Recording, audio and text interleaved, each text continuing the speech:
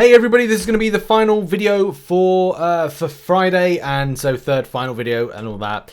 Check out some of the other videos posted today, but this one is going to be about voting. Yes, voting has gone live, but also to go over some key things about it, because at the end of the day, it's not just about one champion to vote for, but also there's other tactical reasons as well. So let's go over this. I mean, first of all, in game, you'll get kind of like the option of like who to vote for, and the thing is you can choose to like spread it across, especially if you've done the objectives, like spread it across different champions. I mean, for me, it's going to be a case of like what do I like from different types of brackets, because that's the other thing as well. It's bracketed, which I think is fun. Compared to like last year and how things are kind of situated, it's going to be interesting to know like which champion is going to be of interest. So like for me, I cast my vote on Agatha Harkness, even though I'm quite partial to Armor and Danny Moonstone. But I just like Agatha Harkness. I'm more into the character, and as well, I think from a modern kind of take. Second lot of voting. Difficult one with this because there's some decent champions right here. But as a fan of Asgardians, and as well what could be done with Stormbreaker and Odin and synergies and Asgardians, I really hope there's like an Asgardian-based variant at some point where there could be more champions. But then again, Crystal is a good shout because as well, like thinking tactically about different champion options. The Inhumans, just imagine it's a Karina's challenge that could be better off with having Crystal as another option as an Inhuman champion would be a great option. But for me, just because I want Beta Ray Bill and I've wanted him for a while, Beta Ray Bill it is. And the final one, let's face it, you know, there's not really... I personally, like, I'm a bit kind of in various different minds about this. But I think, again, just down to the fact that we would love to see him in the game, and... you know, it is what it is.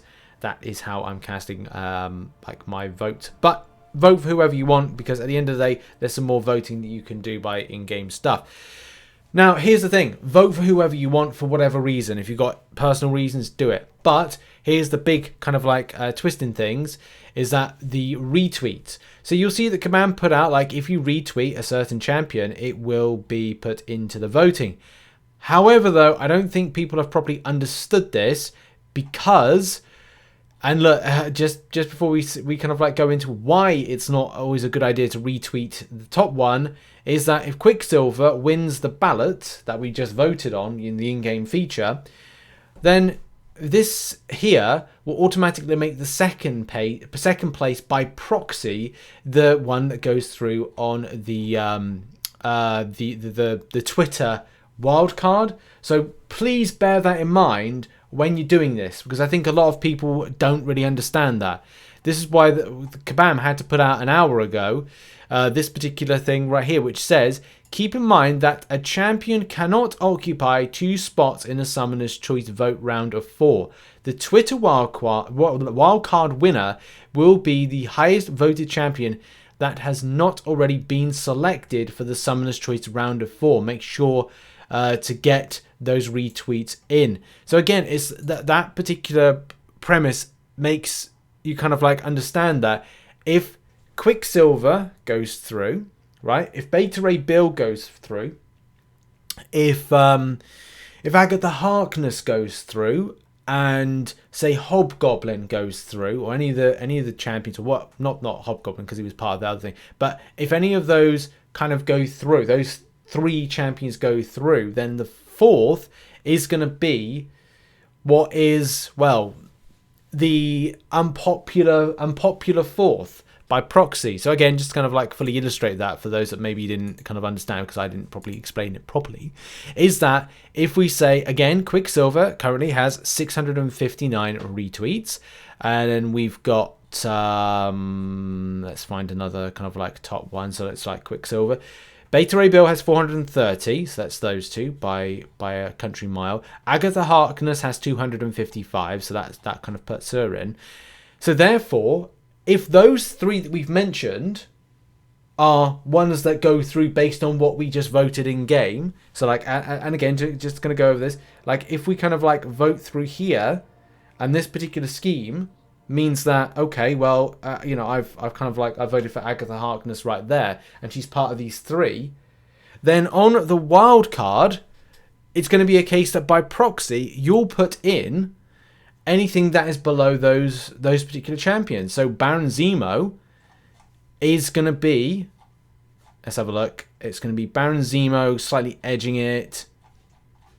If it continues the way it is, yeah, Baron Zemo will, by proxy, be the 4th votee to go through. So just bear that in mind when you're casting your votes. So yeah, it will mean that the wild card will kind of like will go through as more than likely Baron Zemo, if that's anything to go by how people voted. Now, it could be completely different in game. Like, people could vote a different way, and that could shake up the voting. But just something to bear in mind, everybody.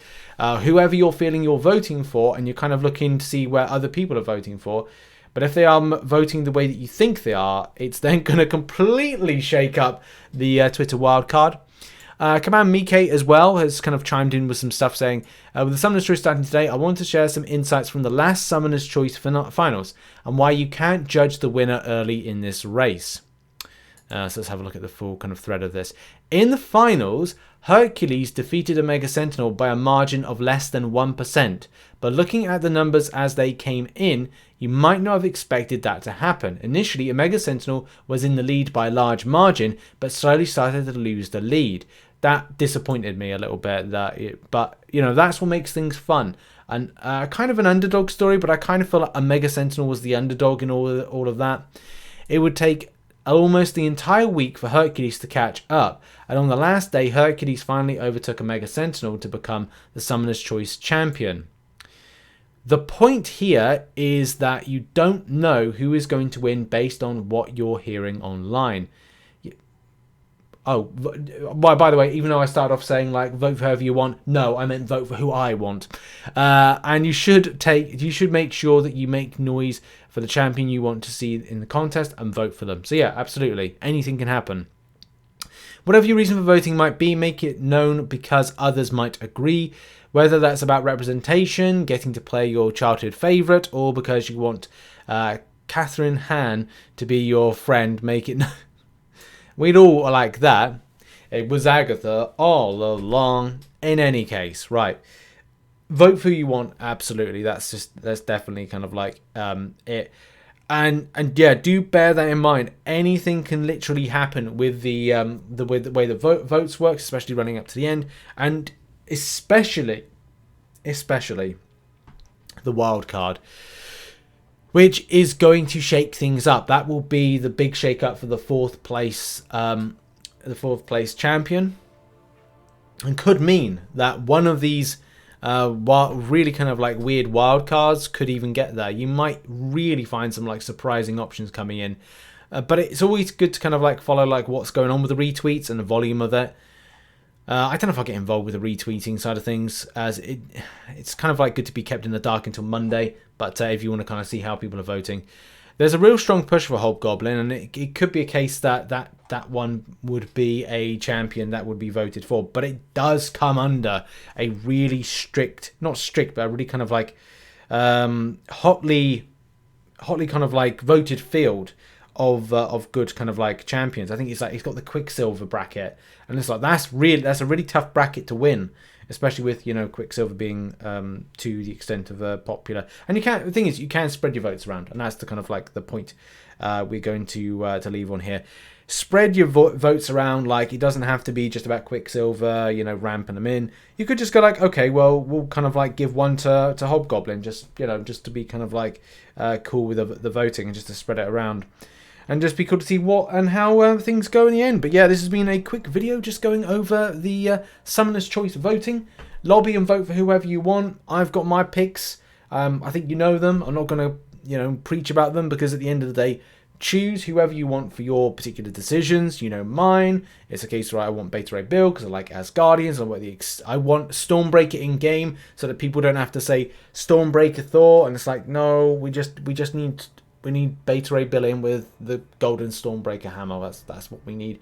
And also like some more synergies to interact with that, more Asgardians.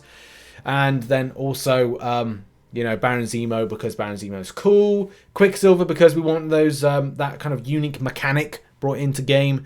And I like the idea of Agatha Harkness. But, you know, that's it. That's been the video. Thank you very much for watching. Make sure as well to check out some other content, which will be located on screen around about now. And I'll see you in the next video. Actually, I should be going for a live stream very, very shortly. So go and check that out. And we're doing some Cavalier difficulty if you want to chill. Yep, see you then. Cheers, everybody. Bye-bye.